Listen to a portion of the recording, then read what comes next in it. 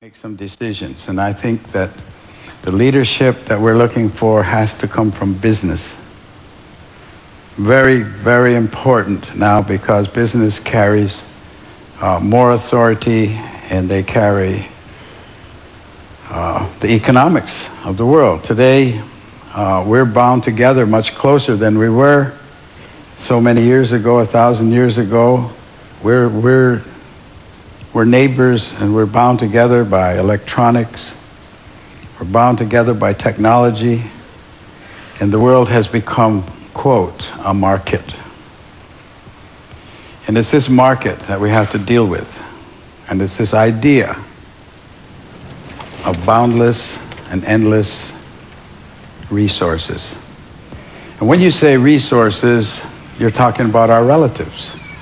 You're talking about our family. Fish are our family. It's not a resource, it's a family. It requires all the respect. The structure of the world itself is such. It functions on natural law, and the natural law is a powerful regenerative process. There's a process of regeneration that continues and grows and is endless. It's absolutely endless if everyone agrees to the law and follows the law. But if you challenge the law and you think you're going to change the law, then you're bound to failure. And in that failure will be a lot of pain because the natural law has no mercy. It is only the law.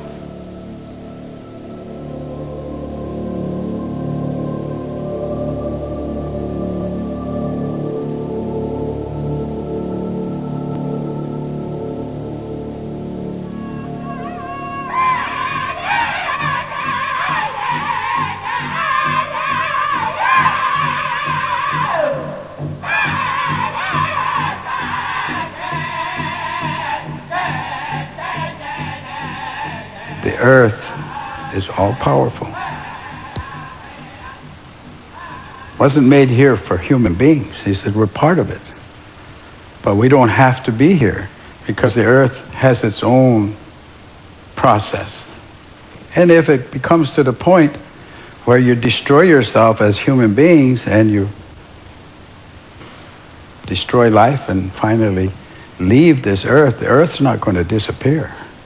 There's not going to be an end of the world. That's really a very interesting concept to us. No, the world won't end. People's life on it will.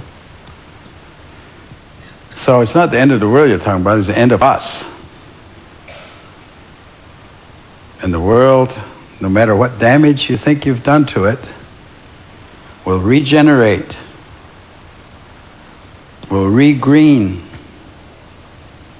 will redo everything that was here at one time, except there won't be any people. Because it's got all the time in the world. I said, now, as you're coming down the final stretch, you're racing towards the finish, and there is the stone wall, and you're not pulling your horse. You're not stopping. You're in fact accelerating. I said, now, that's the way I see the use of what you call resources. You're using them faster than they're reproducing. And you're headed towards that disaster, and none of you are pulling your horse. I said, take the example of a car race or racing cars. They have a yellow flag. When there's an accident or something, a yellow flag comes out, everybody gets into line, and they slow down, and they have sort of a common sense about that, at least. I said, do you have a concept of a yellow flag? Is there a yellow flag amongst your ideas or your thinking here? And one of the gentlemen, and they were all men,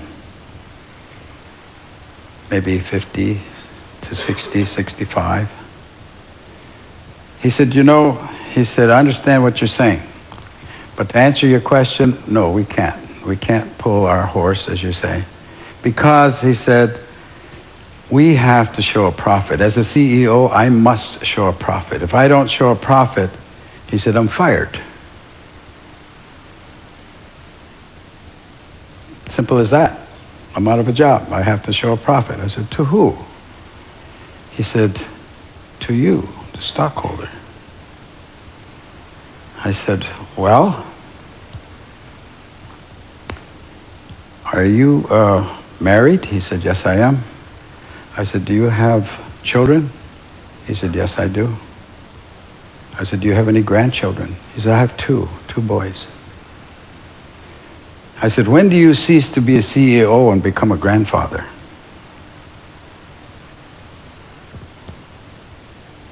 There was a lot of silence there because that was a moral question. And if you don't have a moral question in your governing process, you don't have a process that's going to survive. That's the governing law, the moral question. You must have a moral society, or you won't have any. He couldn't answer the question, and neither could anyone else, because it was a moral question. That's what we have to get back to. So they said, well, got kind of heavy silence there. So they said, look, you're an Indian, and we keep hearing about Indian prophecies. Can you give us a prophecy? Can you tell us a prophecy? And of course, I told him a lot, because I know a lot of them. But at that particular moment, I said, certainly I can. And I can guarantee it. I said, really? Well, what is it? I said, next year you'll meet and nothing will have changed. And again, there was silence. We're moving in a very direct line to that stone wall. I do not believe personally that we have passed the line or the point of no return. But we're approaching it. We're approaching it. And every day that you don't do what's right is a day that you've lost an option. And you're losing your options every day.